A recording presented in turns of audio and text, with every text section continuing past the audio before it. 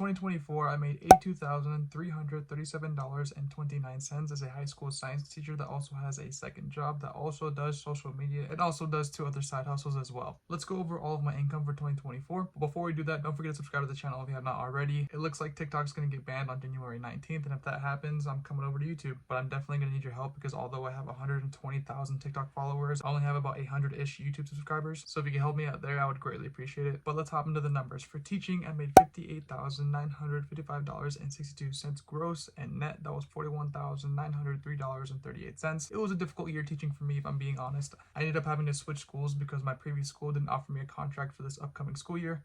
But hindsight is 2020 because I ended up going to a better school and I actually got a 4% raise. To put into perspective how much better of a school this is, I used to have 4 classes of PE and 6 classes of science, both biology, chemistry, and environmental science. I had a regular section and an AP section for both, so in total I had roughly 10 classes to deal with. I got a 4% raise and now I only have 6 classes to deal with. Again, hindsight is 2020, so that worked out for the better. Forever grateful for all of the opportunities that I get, and it was tough because like I said, there was like a solid 2-month period during summer where I wasn't sure if I was going to get a job or not. Moving on to my second job, I made $16,748.48 gross, and net I made $12,211.39. Fix that TV real quick. But my weekend job is actually going a lot better than I anticipated. During that time period where I wasn't sure if I was going to have a job or not, I was actually going harder at my weekend job during summer, and we actually got a pay increase of about $5 an hour, which is insane, especially because people that work there don't necessarily have their degrees, and so they could actually get above minimum wage. If I were to start working there full time and stop teaching, I would actually only be losing about $2,000 to $3,000 a year, which is pretty insane to me without a college degree. And then social media, I made a total of $3,156.76 gross, and net I made $2,209.73. When it comes to social media, I am very picky about my brand deals.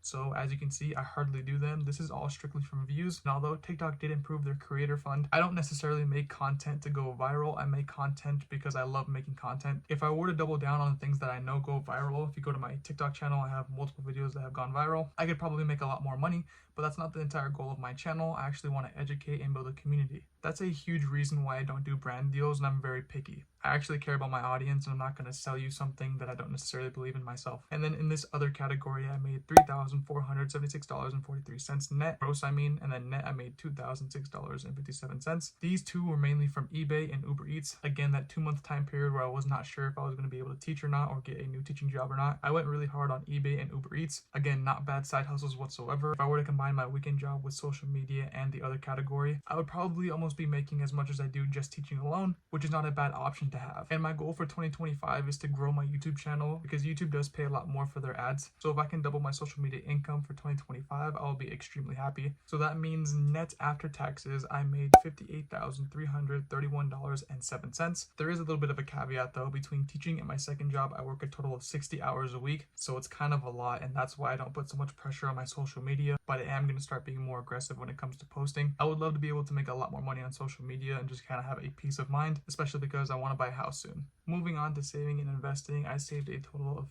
$15,500 and I invested a total of $8,000 in 2024. That means I saved and invest past my goal of 33%. I hit 40% or $23,500. I had some ups and downs this year. I actually ended up having to get a new car for $8,500, so that took a huge chunk out of my savings account, but that's okay because that's what the savings account is for big emergencies like that, and I'm not gonna have to get a new car every single year. The last car that I had lasted me about 9 years, and I'm hoping this one's gonna last me just about the same. Now that we have broken down the income for 2024 and determined how much I was actually able to save and invest, it's time to recreate that budget for 2025. So in 2025, I actually have more things to pay for, but I've actually been able to cut out some expenses here or there, so it's not too bad. Let's jump into the budget. Starting off with the car payment, a $500 car payment. I'm about a quarter of the way paying for my car right now. I got a 3-year loan, but it should be able to be paid off in about 16 months. Gas about $200 a month. Health insurance is about $45 a month. Car insurance is $116 a month. I know I could probably get it cheaper somewhere else. I'm going to start shopping once the 6 months goes up. That goes up in February. My phone bill actually dropped significantly. It used to be $220, now it's $118 or $180. That's because I was paying me and all of my family's phones off for the past 3 years. I don't suggest financing your phones through any phone company. They say it's free, but you have to pay for the service, and not being able to jump from service to service without having to stick with one specific company, it'll cost you more money in the long run.